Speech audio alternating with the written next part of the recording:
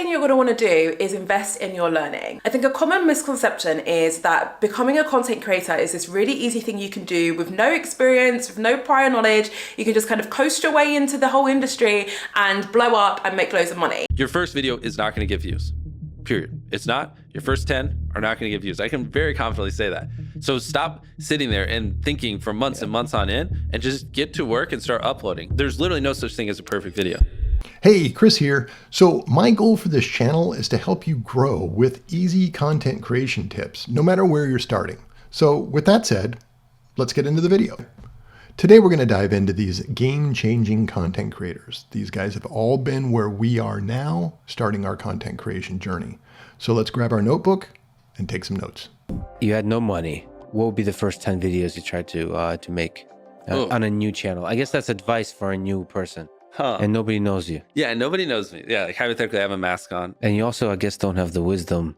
But if I don't have what I have in my head, then I would say just fail. Like, just a lot of people get analysis paralysis, and they'll just sit there and they'll plan their first video for 3 months. And yeah, I'm any of you listening, if you, especially if you have 0 videos on your channel, your first video is not going to get views.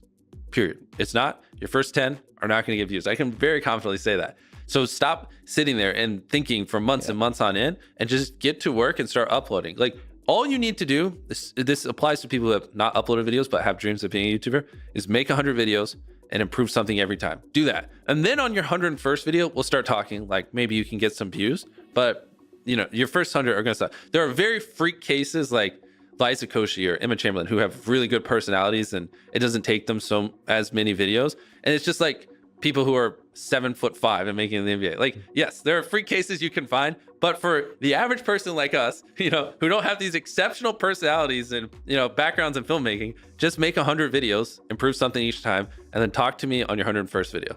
Well, the improve something each time is the tricky one. How do you improve something each time? The second one, just, I don't know, put more effort into the script. The third one, try to learn a new editing trick. The fourth one, try to figure out a way that you can have better inflections in your voice. The fifth one, try to, you know, study a new thumbnail tip and implement it. The sixth one, try to figure out a new title. There's infinite ways. That's the beauty of content creation online. There's literally infinite ways, from the coloring to the frame rate, to the editing, to the filming, to the production, to the jokes, to the pacing, to every little thing can be improved, and they can never not be improved. There's literally no such thing as a perfect video.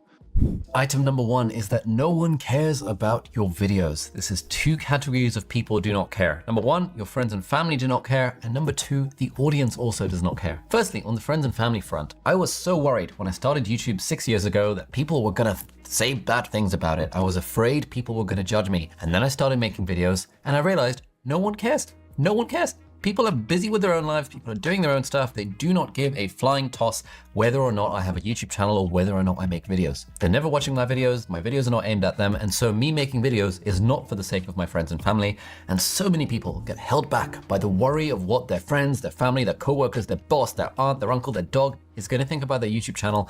No one cares. Everyone is doing their own thing. You can absolutely do YouTube, and I guarantee your friends and family will not care. Secondly, the other category of people that doesn't care is the audience. When I first started making YouTube videos 6 years ago, I thought people would care. I started making videos about me and my friends singing songs, a cover of Payphone by Maroon 5, a cover of Adele or whatever. And the way I now think about this, and what I kind of wish I'd known before, is that videos on YouTube are not actually free. People are paying for watching your videos. They're just not paying with their cash, they are paying with their time and attention, and those are 2 currencies that are even more valuable than money. And so when you're new to YouTube and you make a video and it doesn't get any views and you think, oh, the algorithm doesn't like me, it's not that the algorithm doesn't like you, it's that your video is not worth watching. People have not decided to click on that video, people have not decided to watch it because it has not provided them with any value. And these days, increasingly, people have so many choices of how they can spend their time on the internet. The thing they want to do is they want value. Whether that's value in the form of entertainment or education or inspiration, it needs to have some kind of value. And if there is no value in the video, then people will not watch the video. And if people are not watching the video, the algorithm will recognize that no one's watching it and is therefore not going to recommend it. And this is enormously liberating and enormously freeing when you're getting started, because it means you don't need to overthink it. No one's going to watch the first several videos anyway. You have to start off by being bad. And over time, by being bad repeatedly, you will eventually be good at making videos. Your videos will start to add value. You'll start to figure out what your niche is. And then when people give up their time and attention to watch your videos, it will actually be worth it for them. And now the algorithm is going to start recommending you, and then your channel will grow. And then at some point you'll become a millionaire, and then life will be all great. when people come up to you and they say, Casey, I'm thinking about being a YouTuber. What advice could you give me, a young up-and-coming creator, if I wanted to do what you've done for so many years? Casey, what advice do you give me? I hate it. My response is always why. No, like let's it's a great response. If you ask me that question, then like let me, like that's a big question. You're asking me to do work right now. Yeah. Why? And if their answer is anything other than like, there's nothing I love more than making videos, or like, I grew up here and nobody knows about X, like there's some genuine passion, whether it's artistic or sharing a perspective, anything other than that. If it's like, if the word Mr. Beast is anywhere in their answer, my response is don't. Yeah. Or Prime or any of that. Yeah. Because that can't be the mission. I got asked this the other day in the airport. I get asked this question sometimes, and it is difficult because like I too want to stress how difficult it can be if you don't love it. This kid came up to me, what advice can you give me? I said, he's like, I want to make videos. I'm an up and coming guy. I said, okay, how many videos have you made? He goes, well, none yet. I'm thinking about starting. I said, all right, kid, you're 19, 20? Give yourself 10 years. Give yourself 10 years at this craft, making videos, posting them online, getting made fun of for at least 5 of those years. Easy and then 5. maybe at the end of 10, maybe you'll have a little bit of success. Consistency for me is my general advice for these people, but you are right. It needs to come from a place of like, kind of, this is what I love. It's just how I'm wired. Patience is the other thing I say, because it's a little bit of a answer. Nobody wants to hear that. No. Like, what's the one piece? Horrible. Casey, what's the one piece of advice? I don't have time. I don't want to stop my skateboard. I just want to roll past you and give an answer. It's always like patience. Yeah. Do you have 10 years to commit to this? And they look at you like you have 3 heads. Yeah. They're like, yo, I thought Mr. Beast said, and it's like, nah. Everyone has different audiences. So what works for Mr. Beast might not work for me, right?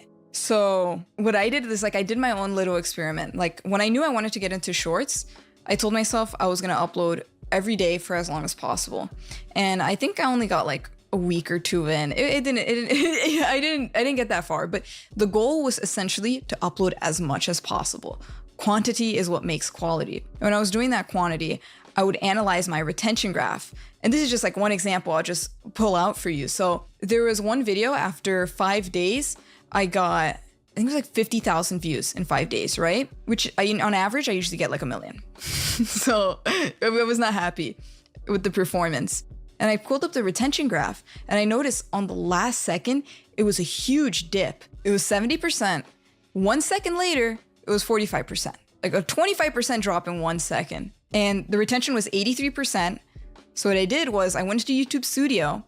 I trimmed off that 1 second.